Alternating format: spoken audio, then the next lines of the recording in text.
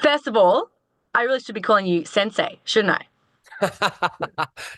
Yeah, that's pretty comical. I didn't remember about any of that stuff until it started popping up on the show.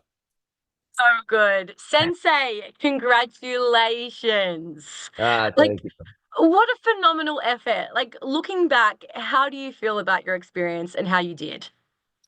Truthfully, I'm really glad I did it. I was kind of on the fence, truthfully, because of, old injuries that I had. And I'm so happy that I went through with doing the show. And I'm so happy with how it all went. Like I made some great friends. I got to immerse myself in an experience that money can't buy.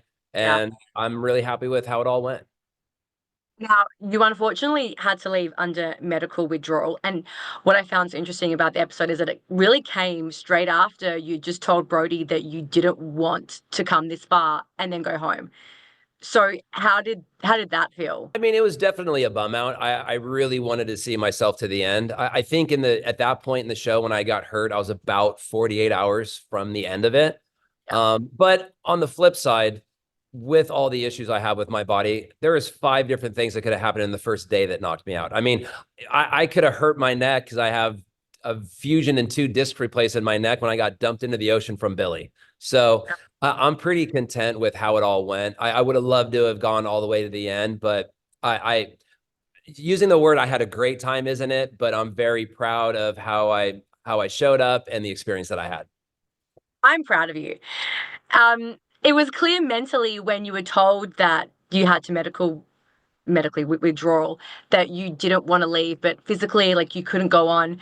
What do you think was the moment that pushed your body over the edge? Was it during that Christie's punishment part? It was honestly, it was something, it was my own, truthfully, it was 100% my fault. So as we were running that workout or that beasting, as the show evolved, in the beginning, it was like, you have to do this. You jump from the boat to the helicopter and climb in. But as the show went on, they would throw us curveballs. Like, for example, the gas situation, like that happened with Cam. You're expecting to go into this room with a gas mask on. Billy tells you to take it off, but you have to finish, what you have to do. So in the moment that I got hurt, we were running this. It was basically like an elimination. The first 1 or 2 person into the square, they got to go get dried off. And it was sort of like an elimination round. I wasn't paying attention to the details. And in that situation, the DS said, run the course, do 1 loop, come back in. Well, prior to that, we were doing 2 loops around the course as we were running.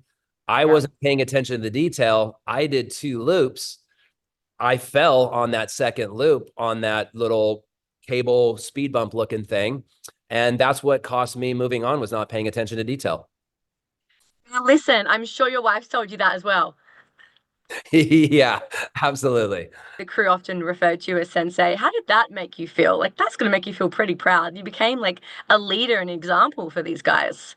It was really cool. It was really humbling, because again, in that moment when we kind of got, I call it like the final 8, once we got to that point, I was 10 years older than most of the people there, if not more. So it made me feel good, obviously. And it was a reassuring feeling that I wasn't in a situation that was kind of outside of my capabilities.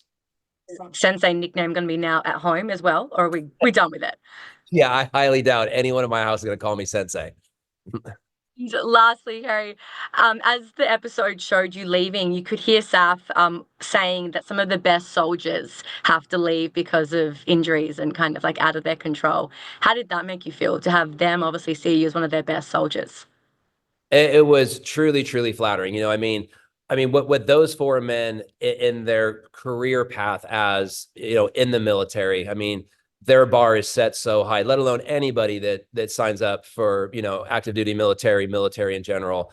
I mean, that's a huge confidence booster for me. And it was a really humbling comment that not only I didn't embarrass myself, but that I kind of stepped up to the plate. What's next now? You know, um, I dipped the toe back in the TV water. I kind of had my fill of that stuff when I was younger with my tattoo show and some different things I did. I'm just building Indian motorcycles and still keeping the motocross dream alive. I'm a pretty simple person, chasing my kids around, chasing my wife around, and riding anything with 2 wheels. If that's you being a simple person, I must be the most boring human being. It's just, it's apples and oranges.